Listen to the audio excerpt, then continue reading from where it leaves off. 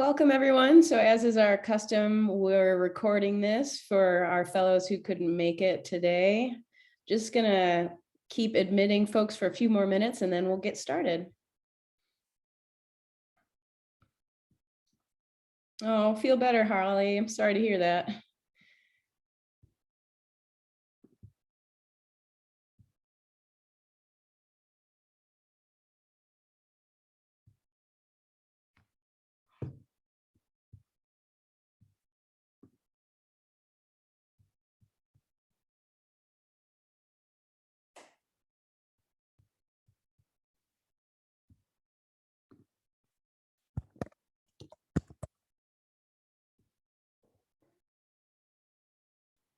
We'll just give one more moment here for some folks to enter. Lovely to see all of you.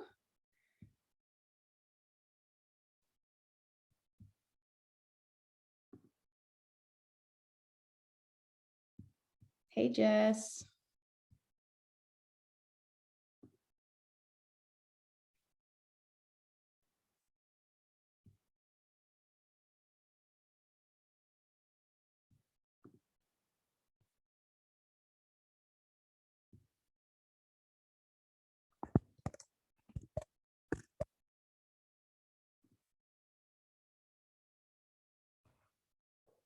Right.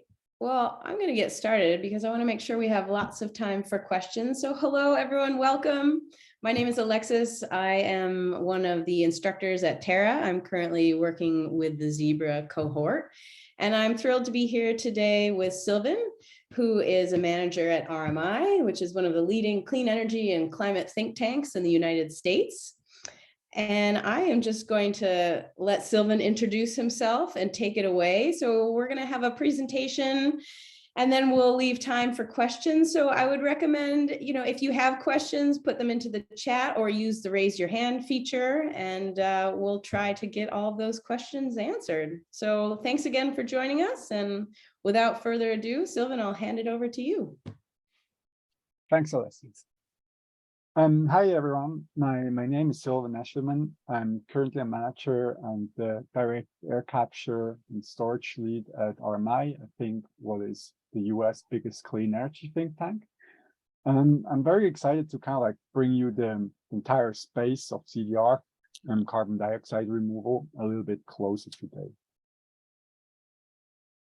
There are mainly three topic areas that I'd like to talk about today, and right now it seems like my Zoom just froze and I can't go to the next slide.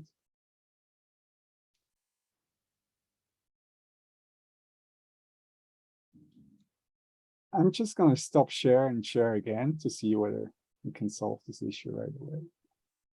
I have the same problem sometimes. Sometimes if I exit out of slideshow mode and go back in, then it behaves better.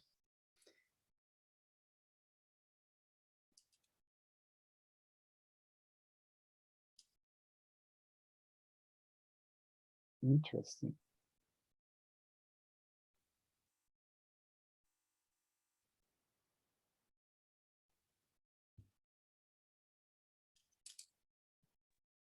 Silvan, maybe try doing without the slideshow, just sharing your screen and zooming out, right? Can everybody see this fine? Yep. Okay, I'm just going to zoom in because it seems like slideshow is not working today, unfortunately. Yeah, not a problem. Is this big enough? All right, so there are mainly three topic areas that I'd like to cover today. The first one is what we do at the CDR initiative at RMI.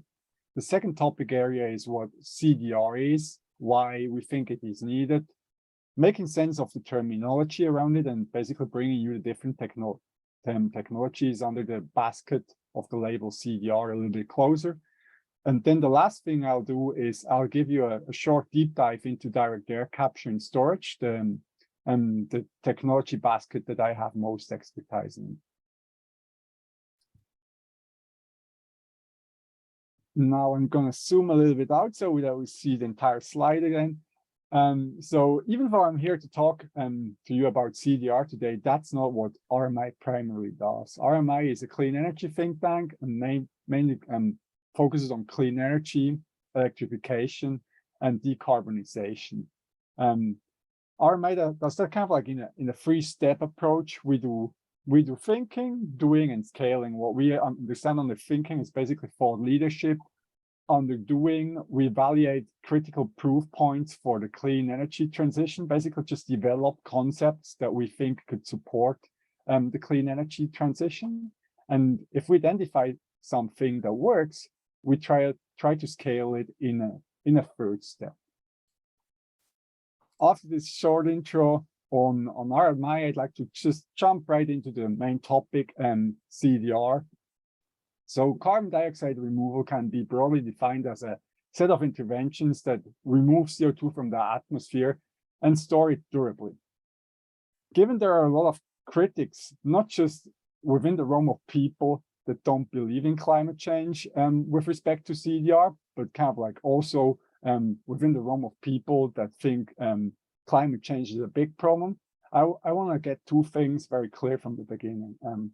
We don't consider CDR an insurance policy, and we don't consider it a substitute for decarbonization. For the way that I think about it, I kind of like developed a little metaphor. So when I was a kid, my mom always used to kind of like lock up all cleaning supplies to make sure we would never get any of these cleaning supplies in our mouth.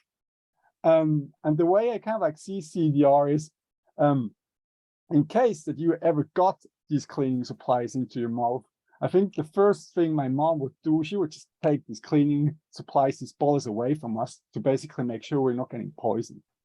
The second thing she would do is basically she would bring us to a doctor or to a hospital to make sure that we're not in danger. And I think that's kind of like the relationship that decarbonization and CDR have. So the first thing that you need to do if you want to make sure that climate change isn't getting worse and worse, you have to decarbonize. So just putting more CO2 into the atmosphere is a poison, and the first step that you have to do is just taking the poison away. Otherwise, if you keep drinking poison, it doesn't make sense to go to a doctor either.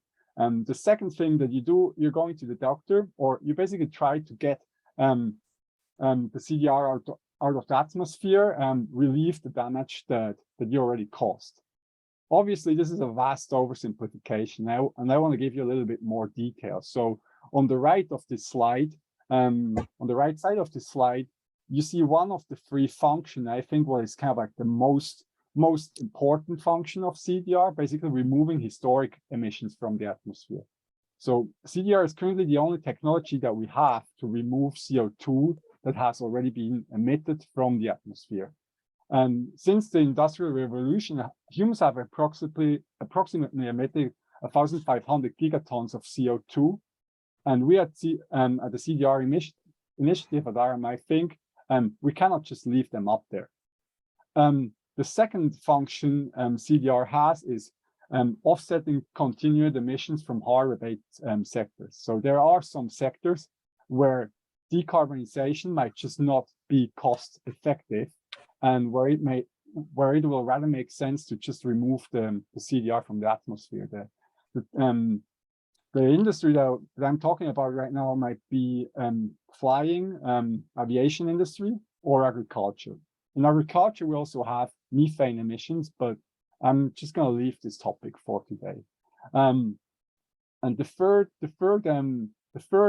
function is basically just counteracting excess emissions. So when we think about climate change, global warming, and the carbon budget we have, it's just math.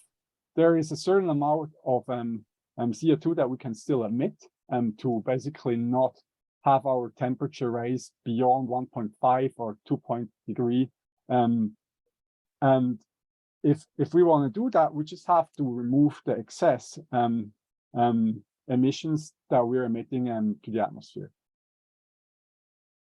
So there are currently a lot of critics in the field that say, why don't we just do CDR later. It seems like this 1.5 to 2 degree warming, they're just going to be a problem in the future and not right now. We at RMI think that CDR is not only needed at scale, but it's also needed quite quickly. And you don't even have to take our work for it. You can also take the work from IPCC. So IPCC says there's no way we're not going to go beyond 1.5 degree warming if we don't remove massive amounts of carbon dioxide from the air, not only by 250, but already before that. Now, the thing that I'd like to kind of like explain a little bit more in detail is why now too, and not just in the future. So there's a lot of talk going on in the community about overshooting, basically saying that you could have temperature raise beyond 1.5 degree by 250 or 260 and then kind of like come back. That's something that is true for temperature, but not necessarily true for other climate impacts. So there are just things that you can't reverse. One good example for that is basically poles melting. Once the poles of the Earth have melted and the sea level rises, you're not going to freeze these poles again. So you basically have to make sure in the short run that this is not happening. And just a flag, I think someone is typing very loudly. Would it be possible to mute yourself if you're taking notes? Thank you so much. The second thing, or the second impact that might not be reversible is basically if what are currently rainforests turn into savannas. The third thing I'd like to flag are basically species that are getting extincted. Once they're lost, they're lost.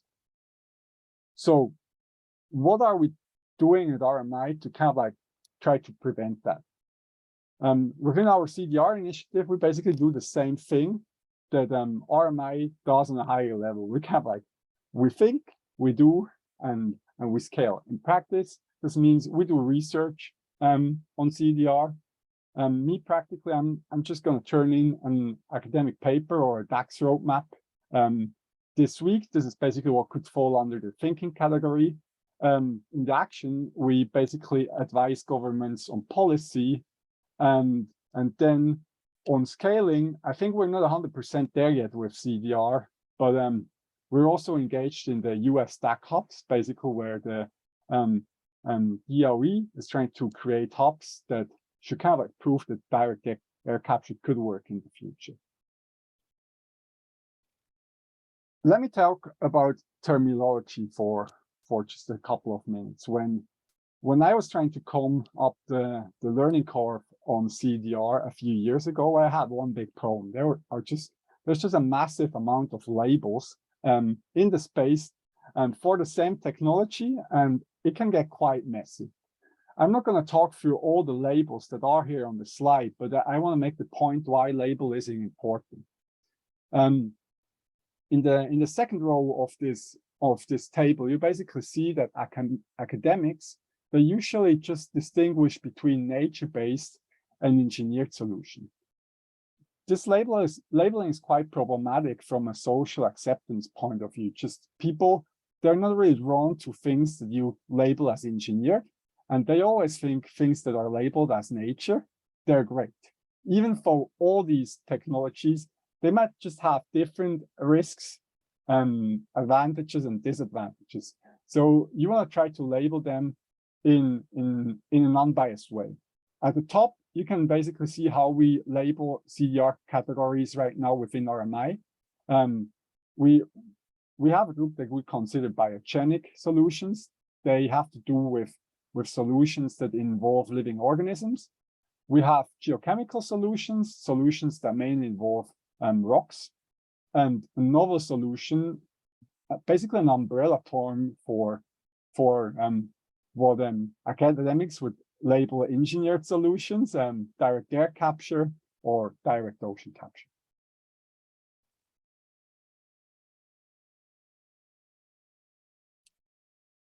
Let me dig a little bit deeper into this categorization. So by now, I've basically flagged the three high-level categories that we have. And I also want to give you a few practical examples of what these technologies and techniques entail. And the first thing that I say here is there is not going to be a silver bullet within CDR that is just going to solve our global warming problem. There's not going to be a silver bullet for historical emissions either. We basically think that all these technologies that you have listed here, they have different risks, they have different advantages, disadvantages, and we don't know yet what's actually going to work at scale in the future. So, and the position that RMI takes is we should pursue a portfolio approach and invest into R&D for all these technologies right now. So a few practical examples on the biogenic side, we have living biomass. I think that's kind of like the most easiest solutions to explain. It's just, it's usually plants doing photosynthesis, forests that do photosynthesis and kind of like just bind carbon in biomass. Under stabilized biomass, you consider technologies that basically convert this plant biomass through different processes in kind of like into stabilized biomass. One example of stabilized biomass could be coal, or what you consider biochar in the field. You basically pyrolyze and you heat up, for example, wood, it gets dark, it becomes coal, and then you store it or use it within a durable product. You could potentially use it as an add-on to cement or an addition to cement. Then within the bigger geochemical category, you have different forms of mineralization. So I'm just going to give you one example for the sake of not spending too much time here. It's basically coastal enhanced weathering. There you basically make use of rocks that weather. Rocks that weather basically mean that they fall apart when reacting with CO2 and with water in an open environment and capture CO2 during that process.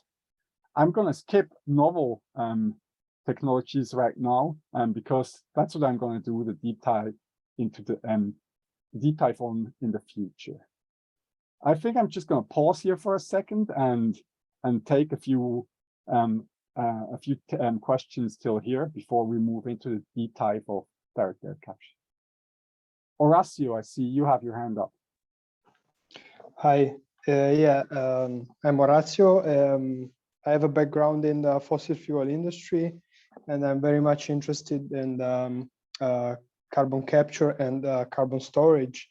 And it sparked my curiosity a lot. And I was like wondering what in your opinion is the leading technology in indirect carbon capture. If, for example, the one from ClimateWorks is it's the way to go in your opinion now, or if there are others that for you that can scale up better. And also another question, maybe if you allow me to give two questions. Another very interesting thing I found out was enhanced weathering. There's this company called InPlanet. They are German. I don't know if you know them. They operate in Brazil. What do you think about that? Do you think it can scale up? It can be like the future? I wonder if, I mean, it seems very interesting because it's also addressing another problem, because it's like helping agriculture, helping restore the soil. I wonder what do you think about that? Okay, I've written down your questions. So the first question was what I think about Climeworks and their approach. Obviously, I'm a little bit biased because Climeworks is a Swiss company. I'm Swiss myself, so I'm just for the sake of not getting myself in trouble. I live about 100 yards away from their headquarters, so I'm just not going to say anything bad about them. I'm going to wait with answering these questions till the next slide because I'm going to talk about this technology. So I'm first going to introduce the technology so that everyone basically knows what they're doing, and then I'm going to tell you what I think about it. The second one I can address right now. So you ask whether I think that enhanced weathering can scale up. The problem with enhanced weathering that I see is basically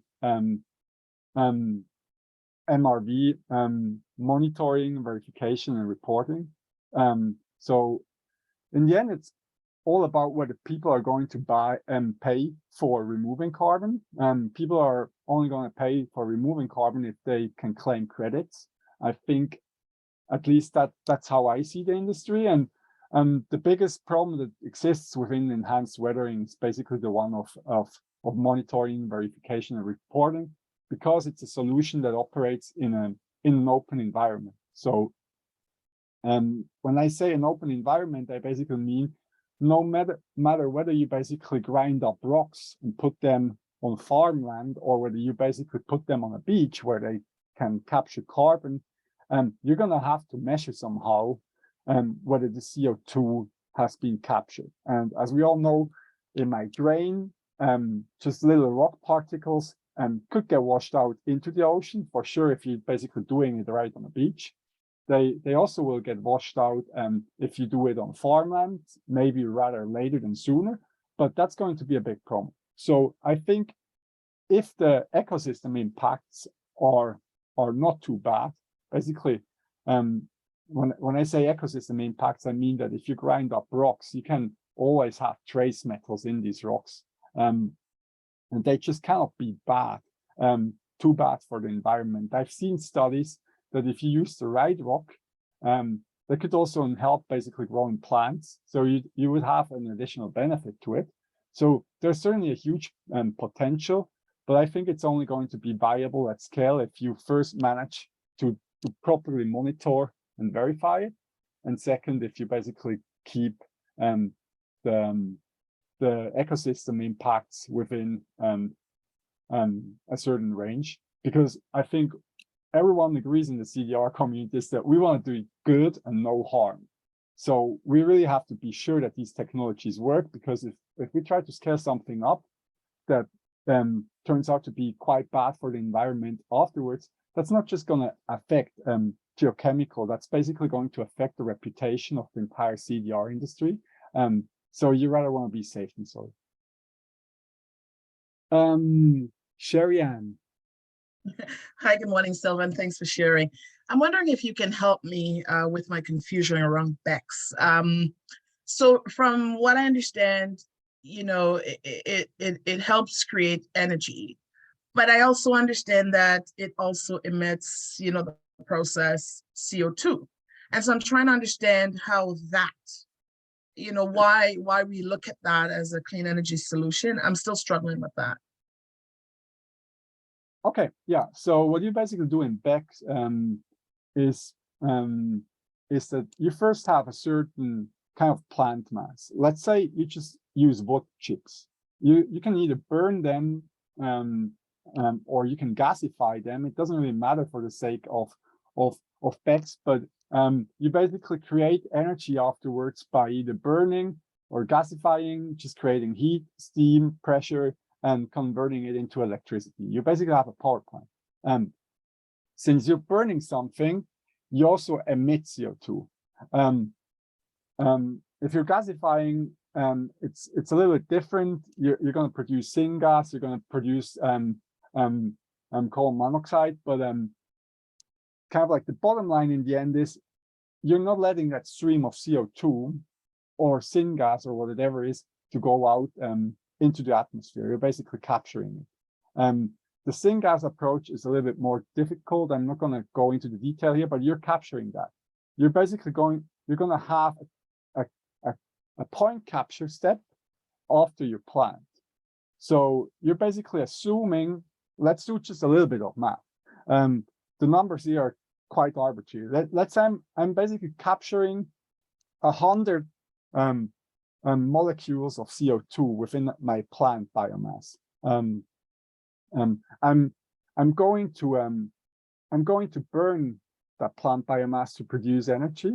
And I'm going to capture most of it, of the CO2, in a point capture step afterwards. I just have to basically make sure that I don't use too much energy afterwards to capture the CO2, so that I'm basically below zero, and this becomes a negative emission technology, or CDR. Does that make sense? It does. Okay, thank you. Kate. Hi. So my question for you is, what are some of the biggest challenges we see in scaling these technologies, and how does it vary between the different verticals? Is it things like regulations and sort of like getting permission to test them out? Is it funding? Just sort of curious, like where the challenges are and if there's differences among these different verticals. I mean, even if I had an hour, I could probably not answer this question comprehensively, but I'm just going to try to do it the best I can, just within the limited time I have. So the first point I'd like to make is it's certainly different for all technologies. For most of them, kind of like the biggest challenge with respect to scaling is still cost, especially if we talk about novel technologies. That's not so much true for the ones that are green, the biogenic ones, if we talk about trees, but they're a big issue. It's basically reversibility, that if you have wildfires, your CO2 that was stored in trees and plant biomass is just basically going to the atmosphere again. In geochemical, I'd say it's mostly about MRV and about ecosystem impact. And then you also have a very, very hard permitting problem there. I say it's hard because every kind of like land might have, or country might have its own regulation. For example, in Germany, you're not even allowed to do carbon minimization. It's basically prohibited to put CO2 in the ground. That might not be true in all countries, but whenever we're talking about solutions that could affect the ocean again, international regulations also come into place. There is a London Protocol that basically prohibits just dumping waste into the ocean. Certain kind of rocks that could be considered for ocean liming, which you see here on the 6, they could be considered waste. Therefore, it might be prohibited again. So I'd say largely in the first category, we're talking about the problem of reversibility. However, and the second problem that you face there is sourcing of biomass. I think these are the two things that are problematic with respect to scaling. Then within geochemical, massive scalability, you have tons of rocks everywhere, but you have an MRV problem, and you have a regulation problem, and you might have a problem with respect to ecosystem impacts. In the third category, in the novel ones, we just have a problem with costs. It's a cost function. It's kind of like what I consider backstop technologies. They're quite clean in a certain way as you control the ecosystem impacts because you're doing it in a controlled environment, but they're just too expensive as of today. Thanks so much. Yeah. Hi.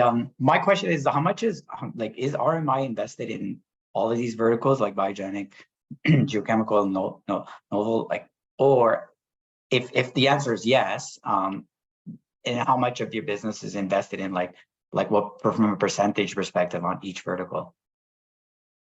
I think the answer is pretty simple. It's zero. RMI doesn't invest. We're a non-profit organization, and our primary goal is to basically accelerate research and testing of these technology, not to invest into them. I think I'm going to take a last question, then I'm going to move on to direct air capture and storage. Raimundo? Thanks, Silvan. So following up on your answer to Kate's question, I would love to know what are your thoughts in what should we do in CDR in the short term versus what should we do in the long term? Because from my understanding, DAC is still too expensive, so it's not a the best solution for the short term. So if you can walk us through that, it would be great. I'm a little bit disappointed right now because before the session I was basically debating whether I should put on a slide more where I have a graph where I see kind of like long-term solutions, short-term solutions. I didn't put it in here, so I can't give you the visual. But the way I think about it is this is a very important question. So yellow and blue, just to simplify it, they're just not there yet right now. So the only thing that you can do right now is what you have on the green. So to not basically go beyond these tipping points that I was talking about earlier, you just have to try to do what you can do on green one and basically figure out whether you can solve the problem of reversibility. That's basically there are more solutions than just basically the trees. Try to solve the reversibility problem and try what you can do with green for now. Apart from that, you have to try to solve the I have a huge echo again, I think. Yeah. After that, you basically just have to or parallel, you just have to try to invest into geochemical and novel for now, and hope that they're gonna come down the cost curve to similar costs where we have them in the green category, maybe talking about $100 per ton. And yeah, portfolio approach. Don't choose winners now, because I've just spent a year on studying all the direct air capture technologies, and I'm still not sure where I would even put my own money if I was supposed to bet on anything. Great, thank you. I've been teasing it a lot, so I'm going to go straight into direct air capture. So direct air capture is pretty much what it sounds like. It's you have to imagine it as a plant that just sucks out CO2 from the atmosphere. You can imagine it as filtering, but you don't really have particles here. You're dealing with CO2, and once you suck it out of the atmosphere, you try to permanently store it.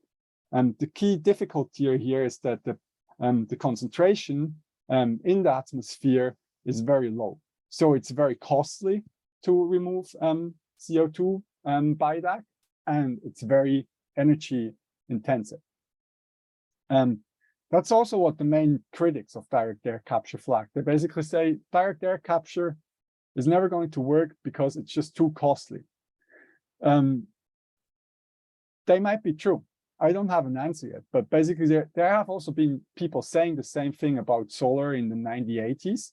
And right now it's pretty much the cheapest energy that we can get. So I want to make very clear that I'm here not an advocate of direct air capture. What I'm advocating is for that during this decade, which I see as a decisive decade with respect to testing technologies, I think we need to figure out whether direct air capture and also the other technologies that I've shown on the slides before can work. So within direct air capture, we have different technologies, and the first two ones that I briefly like to explain are absorption-based technology versus adsorption-based technology. I'm going to start with absorption on the left side. In absorption, you basically capture CO2 by it going into a different material, usually a liquid. And then in a second step that I call the release step, you're just by using energy, I'm not going to go further into detail. You basically get it out of the liquid again and then try to store it. The different to adsorption-based technologies are basically adsorption means attaching something or binding something to a surface. You're not capturing the CO2 by going into a material, but just by attaching to the surface of another material. The first category, we're usually talking about liquids. In the second category, we're usually talking about solids. So another way to label that is liquid solvent and solid sorbent-based technology. So I got the question earlier, what I think about Climeworks. So Climeworks is an example for for the second basically category here, the absorption-based DAC technologies. What Climeworks do, they use amines as a capture material, and then once that the capture material has basically been or once the CO2 has attached or bound to the surface of this capture material, you use heat or steam to basically release it afterwards. Climeworks today usually uses either waste heat, that's what they did in their first pilot plant in Switzerland, or they used geothermal heat to basically do that. I think Climeworks technology for now is the market leader. They're basically the only ones that have operating plants of a considerable size right now, but I'm not 100% convinced that that's going to be the right solution in the future. First, just because out of probability. It would surprise me if just the first thing you tried, kind of like globally, would be in the end the winning technology. The second thing is kind of like waste heat is scarce to a certain degree, and it has proved difficult to basically reduce the energy requirement for this technology so far. And basically within the basket of more novel technologies, or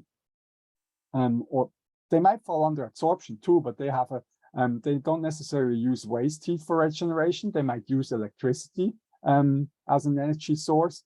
I've just seen technologies that have a lower expected energy consumption in the future, and therefore could outcompete Climeworks.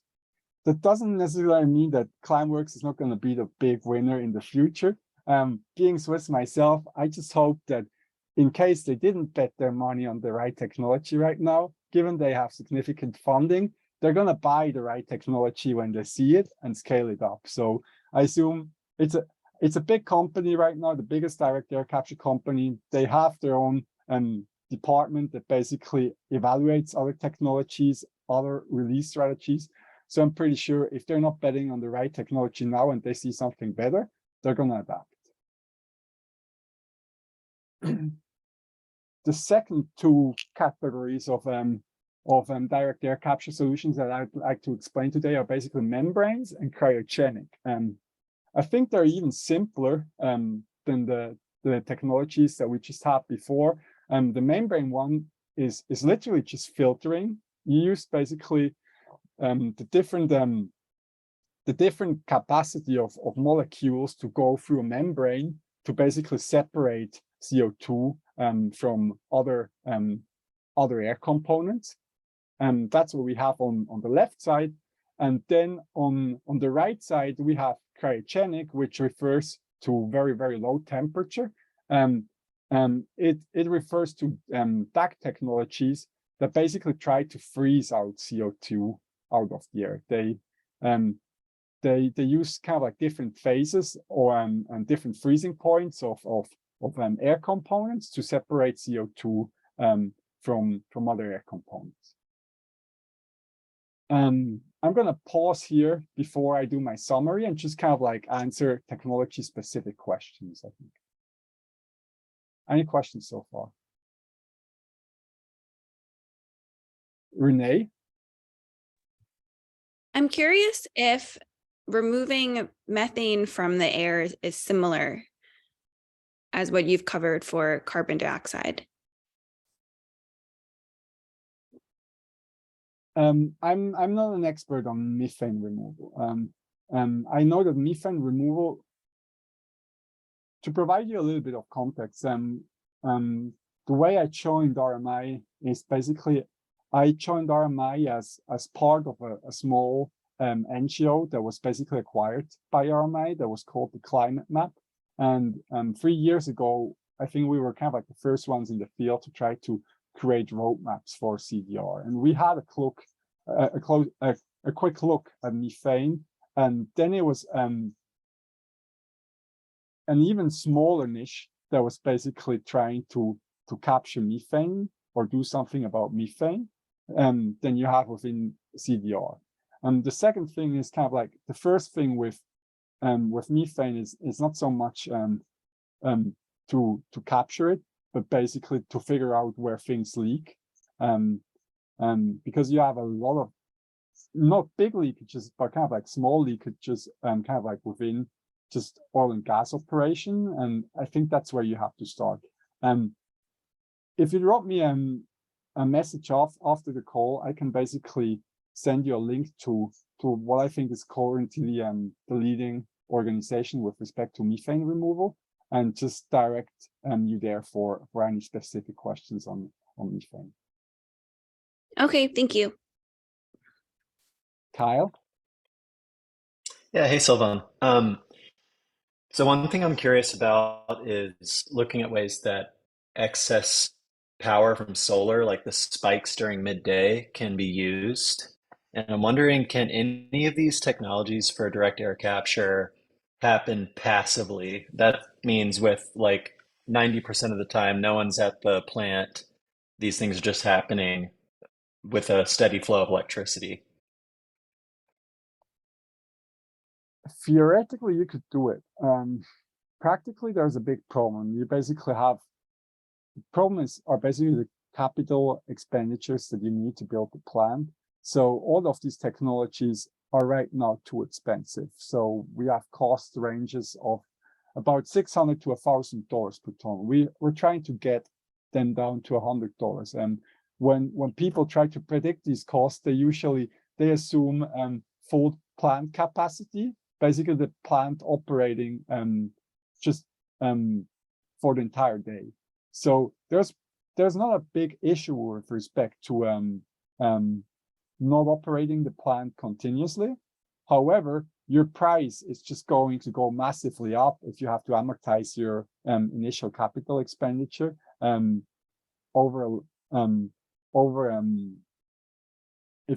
you have to do it without having full plant capacity. It's just going to be factor 2 or 3. It's just going to be a different magnitude of prices again. And I'm very hesitant to say that direct air capture will ever be viable if we can't operate at full capacity. So I think the way to go there is that you have to think about energy storage or heat storage. I know there are people looking at that right now, kind of like what are the best systems they cannot come up with. It's about clusters. It's about integration back into existing, for example, industry clusters. Because if you build everything from scratch and you don't have it operating kind of like 24 hours a day, it's just going to be too costly. Okay, thank you. Andre? I have a question about that last stage of storage in particular, and I think you spoke a little bit about that just now, but what do we do with all that CO2 once we start to capture that at very large scales? Like I heard some estimates there that by 2050, net zero requires something like 10 gigatons of capture a year. Does that require additional infrastructure? Can the industry uses? I mean, that will need a whole lot of transportation, and is that a massive logistic challenge? Can the rocks where we're injecting that in, can they absorb endless amounts of CO2? Like how do you think about that last piece? I think you're putting a finger right on the spot. It's a massive problem, and there is going to be a lot of infrastructure needed. I did a presentation maybe a year ago at an academic conference, and the way I tried to explain is basically we have to build an industry the size of oil and gas very quickly with all infrastructure basically that comes with it on a way faster timeline than we did it for oil and gas. We have to do oil and gas in reverse.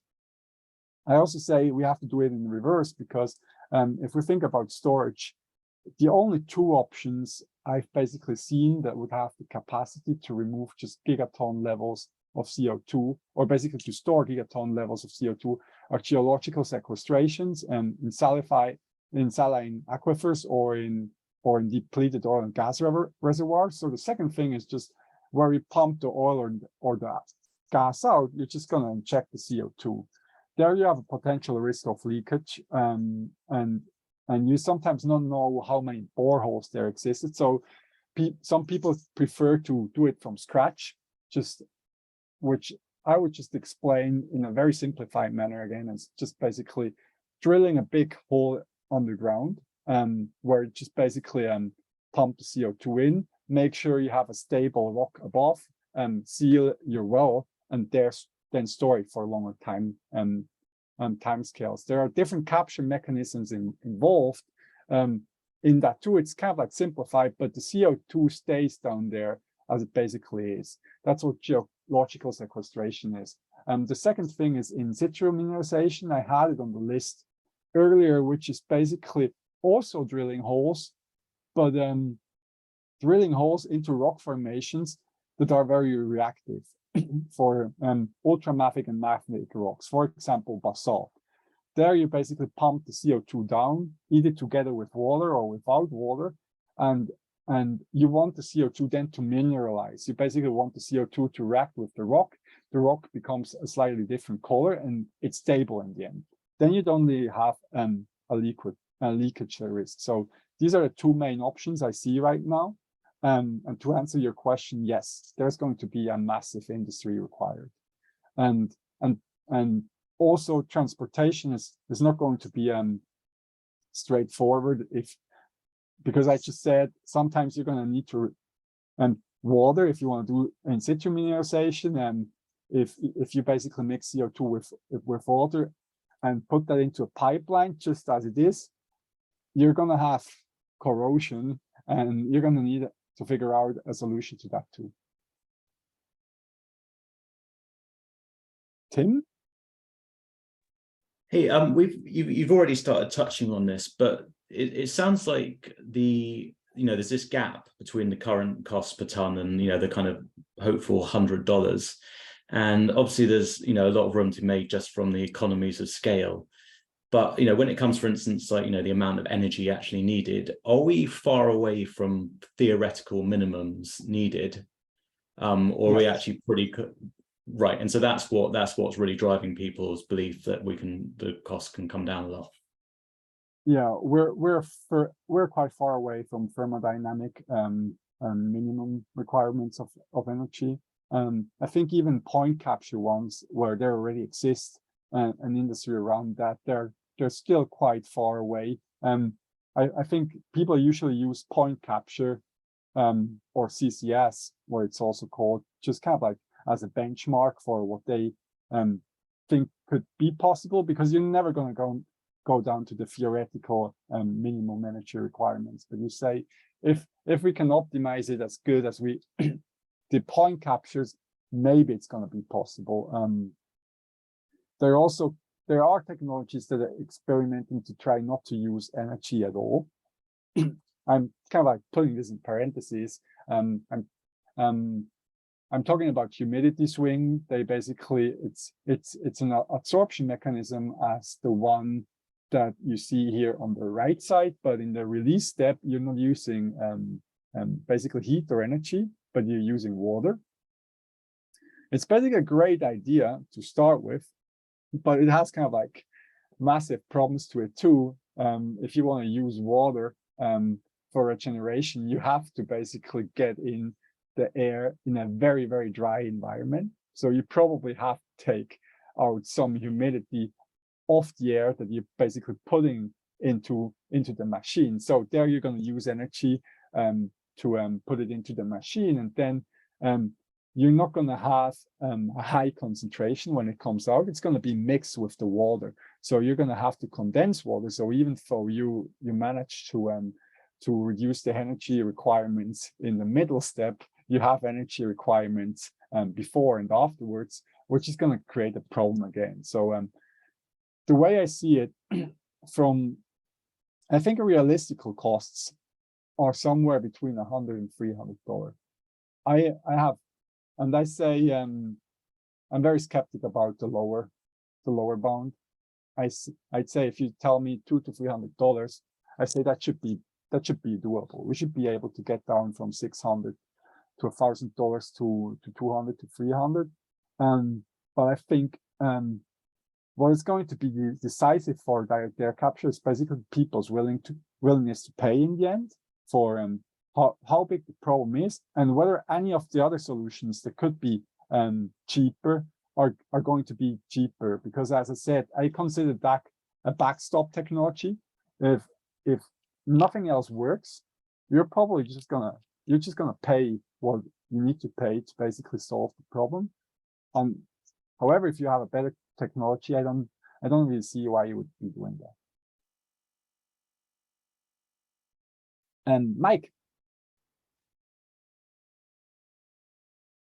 Yep, thank you. This has been really, really helpful. I wonder, how does the cost of air capture compare with ocean capture? I mean, from a super naive perspective, it seems like capturing from the ocean would kind of skip over this first step of the absorption graphic you've got here, but it's probably more complicated than that.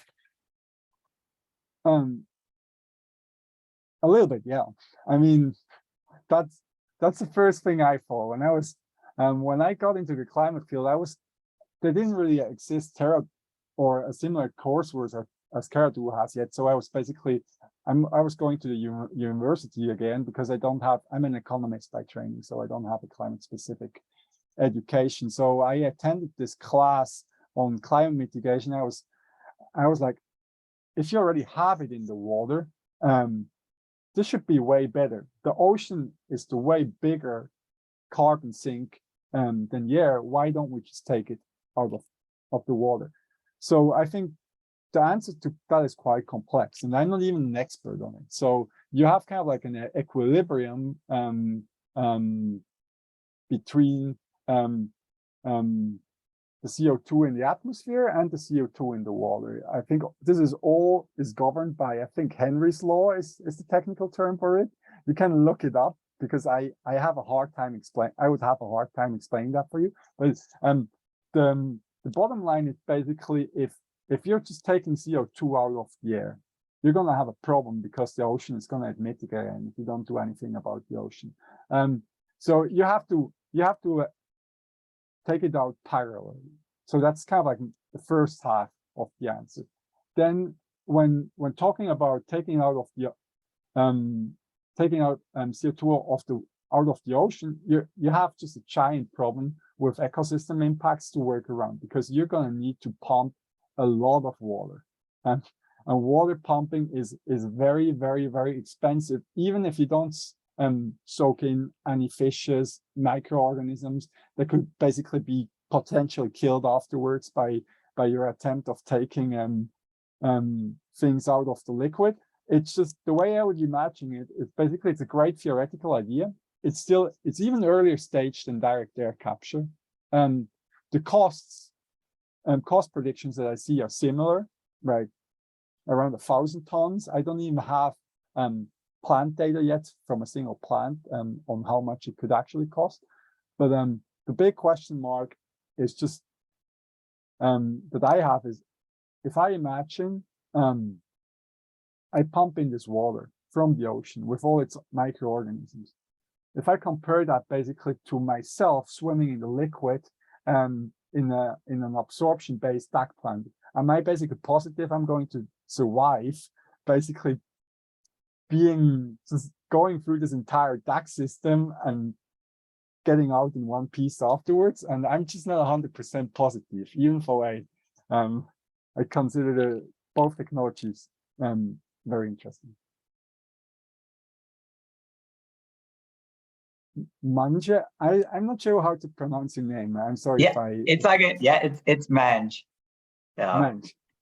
Hey, my question to you is, this DACS solution, do you see the potential for DACS to go like in a micro version? So like, let's just think about like major cities, right? Where we would have a scattered version of direct air capture all over the entire city. and then I don't know how we're going to collect it, but like that's a whole another story. But at least we can start capturing in multiple places with less energy, maybe potentially even using wind energy to run the operation, because I believe it's 100 degrees Celsius is what they're heating it up to remove the carbon dioxide, right? So do you see a potential for that kind of future? There's research going on in that field. Basically, integration of DAC into existing infrastructure is a big deal, especially into buildings, because you might already have air filters in buildings. Then we're already very close to kind of like the setting that you need. You could use a lot of kind of like waste heat resources. For example, just think about a company like Meta. They have big server farms, they're heated up. They could basically just put a DAC facility on top of that. Think about cooling towers, even for nuclear energy plants. There you have basically your heat for free. I think we're going to have to go down that road. I think what we'll have to do is create clusters. Think about how we can create a pipeline network, similar as we have it for gas. Maybe even, yeah, I'd say similar as we have it for gas. Because if we don't tap free energy sources, I think we're going to have a hard time making this economically viable. Awesome. Thank you. Joanna. Hi. My question actually comes from a friend of mine from the very early morning today. When I told her about the meeting, she asked me a question like this, that since we have to absorb the historically the CO2 that has historically been accumulated in the atmosphere, and we have the plants on the level of the sea level, or basically on the ground, is that the most efficient place to capture the CO2? Or maybe we should, joking maybe, but I don't know, a satellite in the air and capture CO2 somewhere else. I mean, I'm lacking specific knowledge. I'm also economist by education. So I actually couldn't really explain her whether, you know, it's like with a vacuum cleaner in your hand and trying to get a dirt from your high ceiling. I don't know if, if you understand me, but I was just wondering if this is if putting the plants and absorbing the CO2 here is the most efficient, or we have a chance, I don't know, to do something somewhere in the air higher. I feel like this entire thing is very exciting because everyone comes in and basically puts a disclaimer. I don't really know anything about this, but could this work? And then my answer always has to be, yeah, people are thinking about that. It could work and people are thinking about that. So again, I think I have an answer that has kind of like two parts. So the first part is kind of like airflow studies have pretty much not been done. Nobody really knows how efficient DAC plants are going to operate once you have a lot of DAC plants in a small area, and how their productivity is going to decrease. There's just one study out that tries to basically figure out how we should even space these things. Or I have to correct myself, the study is not out. The study has been written, it's unpublished. I've just seen it at a conference, so there's little information around that.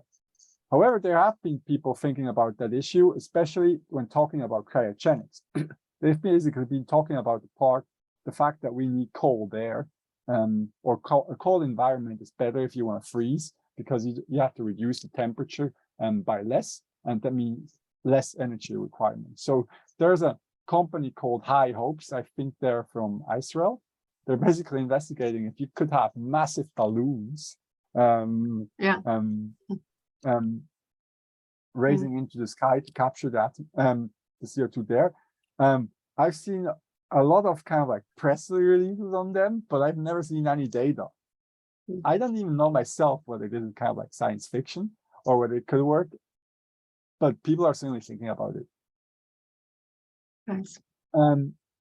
Bernardo, Mhm.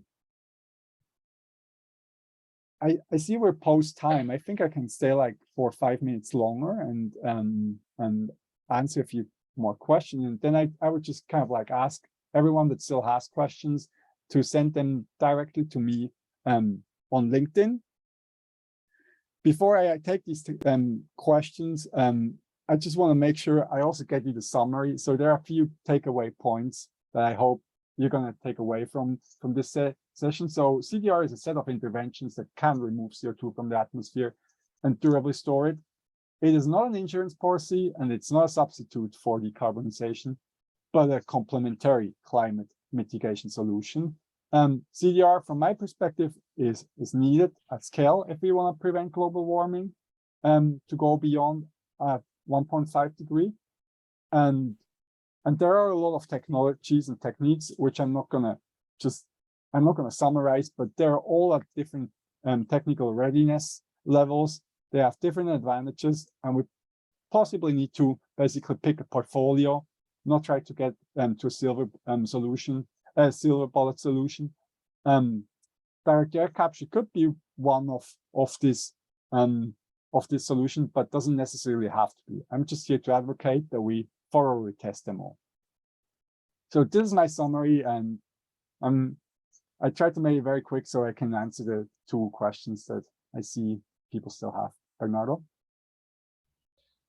I was wondering, I don't know if you know heirloom, that is like they do a process like a chemical reaction, and the same as with the water, with the acidity on the ocean, I was thinking like on process that you can release something to the air, and with the chemical reaction that heirloom does, you can like, instead of like being with a vacuum, just releasing something on the air, and then this particle reacts with the carbon and falls on the floor, like something like that, like just like releasing instead of like capturing. What do you think about that? So first part of the answer, I know heirloom, it falls into the absorption category.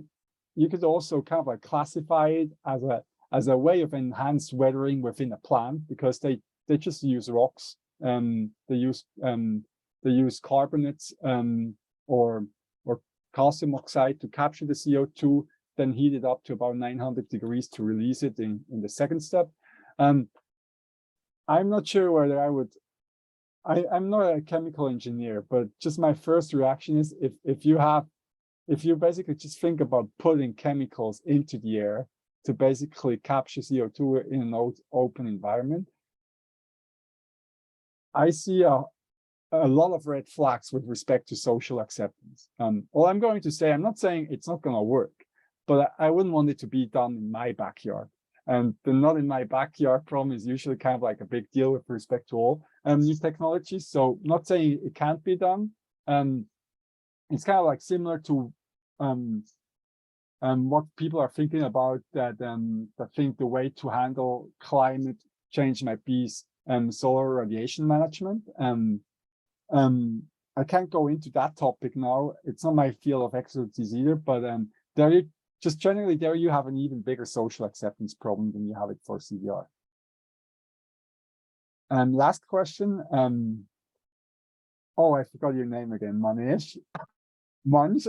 I'm sorry about that. All good, Silvan. Sorry, I keep asking too many questions too. Sorry. My last question is this: What are your thoughts, like in terms of sequestration? Right, we're putting this underground.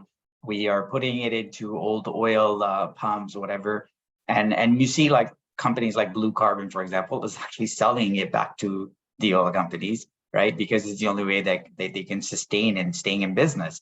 So, what are your thoughts? Like, can this?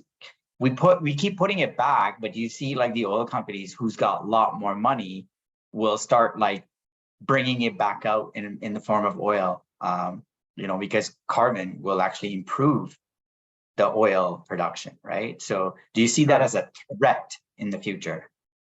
You're basically talking about EOR, enhanced oil recovery, basically just pumping CO2 underground and basically half the oil come out. I think it's a big problem. It's basically it's a major red flag everyone has with respect to CDR. It's basically the moral hazard problem. It's a lot of direct air capture companies, the way they try to handle it. For example, Climeworks, they just say we're not getting involved with oil and gas companies. I've talked to people in the oil and gas company, and I'm not saying we try to collaborate with them, but at least we try to have meaningful conversations with them, because I think without them, you're just going to be in two camps, and you're not really going to solve the problem. I think the first thing you really have to do is to make sure that storage for CO2 is not harder than enhanced soil recovery, because the way regulations right now work in the US, it's way easier for you to get a permit to pump down CO2 and do enhanced soil recovery than it is to just pump CO2 down. And I simply don't understand why. It's just I have a hard time understanding why that's easier. So I think that's where I would start working. Got it. Awesome. Great presentation. Thanks. Back to you, Alexis. All right. Well, Silvan, we really appreciate your time. Thanks for staying over and answering all these great questions. I put a link to your LinkedIn in the chat, and I can do it again. If anyone has any questions, feel free to reach out to me. I'm Alexis@terra.do, and I can help you with whatever you need. And hopefully we'll get a chance to talk with Silvan again in the future. I hope everyone has a super weekend. Same to you. Thanks. Take care. Thanks a lot. Bye. Bye-bye, everyone.